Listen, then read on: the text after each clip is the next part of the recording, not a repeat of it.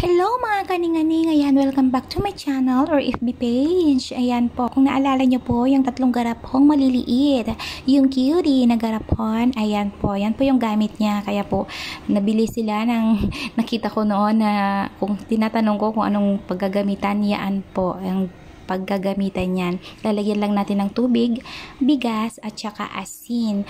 Kasi yan po yung una nating dadalhin sa